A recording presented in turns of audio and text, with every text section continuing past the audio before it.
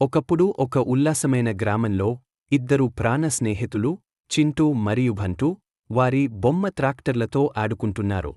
మనం నిజమైన రైతులు అయితే బాగుండు అని నేను కోరుకుంటున్నాను అని చింటూ అన్నాడు. అప్పుడే స్నేహపూర్వక రైతు అయిన మామ కిసాన్, మీరు అబ్బాయిలు పెద్ద యంత్రాలను ఉపయోగించి మొక్కజొన్నను పండించడంలో నాకు సహాయం చేయాలనుకుంటున్నారా? పొలం దున్నడం మామ కిసాన్ వారిని కిసాన్ పొలానికి తీసుకెళ్లాడు. నాగలితో కూడిన పెద్ద ఎర్ర ట్రాక్టర్ వేచి ఉంది. ఈ యంత్రం చింటూ మామ మరియు వ్రూమ్తో ట్రాక్టర్లో కూర్చున్నాడు. నాగలి మట్టిని తిప్పడం ప్రారంభించింది. ఆ, ఇది నెలను మెత్తగా చేయడంలాంటిది అని ఘంటూ విత్తనాలు విత్తడం తర్వాత సీడ్ డ్రిల్ మెషిన్ వచ్చింది. ఈ యంత్రం మొక్కజొన్న విత్తనాలను మట్టిలోకి పడేస్తుంది అని మామయ్య అన్నాడు. యంత్రం క్లిక్ చేస్తూ విత్తనాలను చక్కని వరుసలలో పడేస్తున్నట్లు చింటూ మరియు భంతు చూశారు. చాలా వేగంగా, చేతితో కంటే చాలా వేగంగా. పొలానికి నీరు పెట్టడం, విత్తనాలకు నీరు పెట్టే సమయం ఆసన్నమైంది.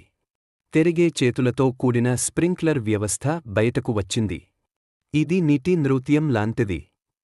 స్ప్రింక్లర్లు తిప్పుతూ నీటిని అంతా పంటను జాగ్రత్తగా చూసుకోవడం. చాలా వారాలపాటు మొక్కజొన్న మొక్కలు పొడవుగా మరియు పచ్చగా పెరిగాయి.